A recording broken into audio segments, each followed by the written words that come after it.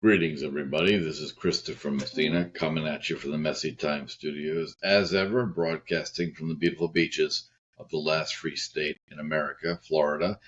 It is around 9 a.m. on August 20th, 2024, and I'm going to read something which I think is very timely, which is a letter written in 2011 from Scottish professor Dennis MacEoin to the motion put forward by the Edinburgh Students' Association to boycott all things Israeli, in which they claim Israel is under an apartheid regime.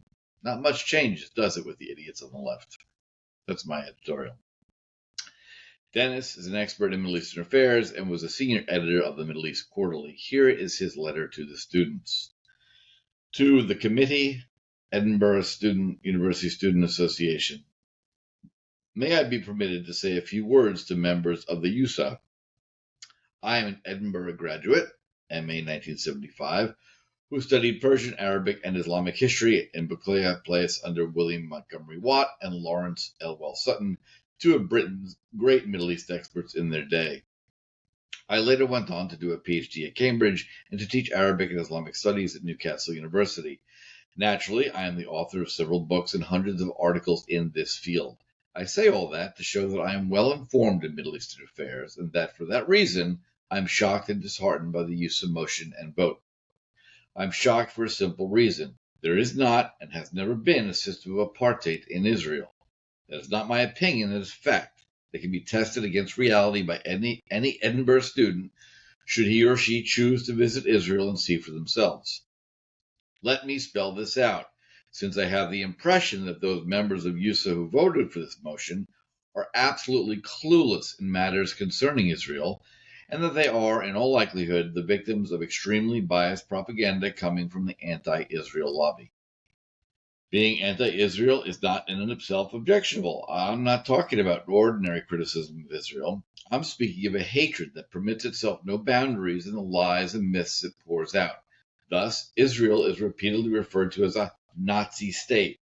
In what sense is this true, even as a metaphor? Where are the Israeli concentration camps, the Einsatzgruppen, the SS, the Nuremberg laws, the final solution? None of these things, nor anything remotely resembling them, exists in Israel.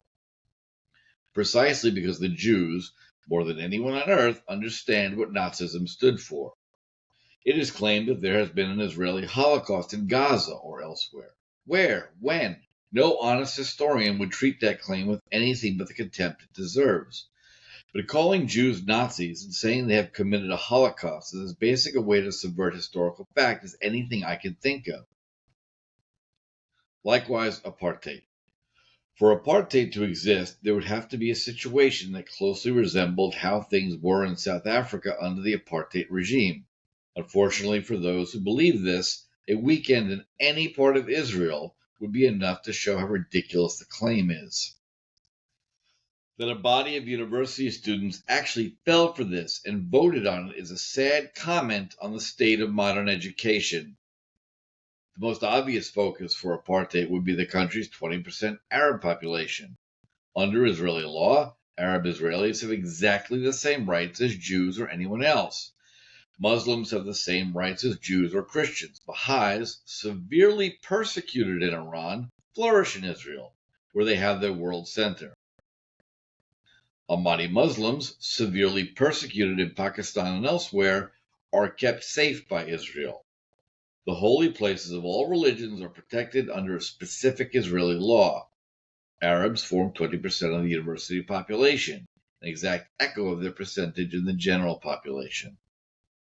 In Iran, the Baha'is, the largest religious minority, are forbidden to study in any university or run their own universities. Why aren't your members boycotting Iran? Arabs in Israel can go anywhere they want, unlike blacks in apartheid South Africa. They use public transport, they eat in restaurants, they go swimming pools, they use libraries, they go to cinemas alongside Jews, something no blacks were able to do in South Africa. Israeli hospitals not only treat Jews and Arabs, they also treat Palestinians from Gaza or the West Bank. On the same wards, in the same operating theaters. In Israel, women have the same rights as men. There is no gender apartheid. Gay men and women face no restrictions, and Palestinian gays often escape into Israel knowing they may be killed at home.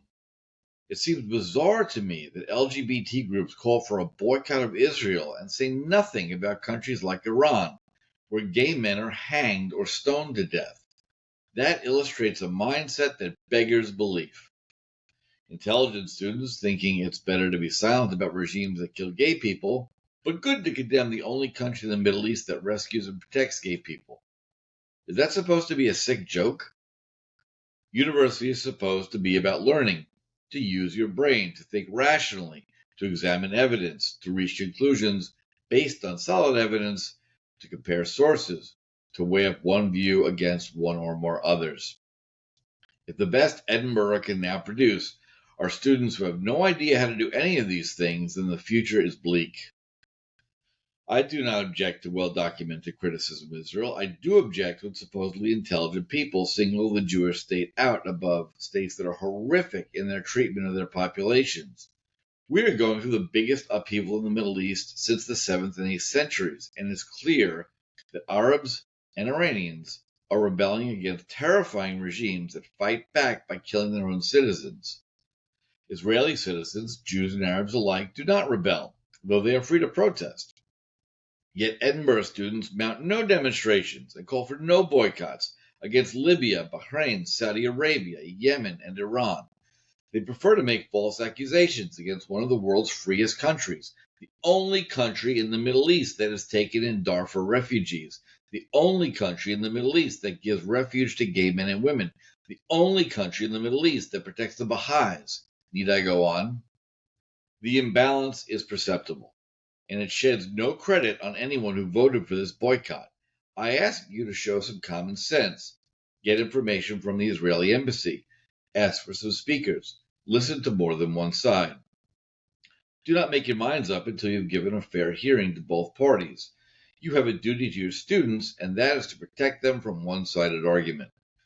They are not at university to be propagandized, and they are certainly not there to be tricked into anti-Semitism by punishing one country among all the countries of the world, which happens to be the only Jewish state.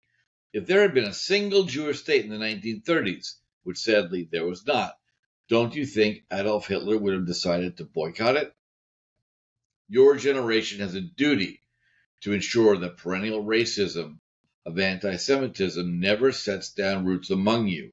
Today, however, there are clear signs that it has done so and is putting down more. You have a chance to avert a very great evil simply by using reason and a sense of fair play. Please tell me that this makes sense. I have given you some of the evidence. It's up to you to find out more. Yours sincerely, Dennis MacEoin. Well, Professor MacEoin certainly knew what he was talking about, and that was 13 years ago, and it has only gotten worse since. I have written and talked about the spread of anti-Jewish hatred and Marxism in the Western universities. I have spoken about the confluence of the idiots of the woke left who are bending over backwards to be useful idiots for scumbags like Hamas and Hezbollah, who will kill you next, you idiots, once they're done with the Jews.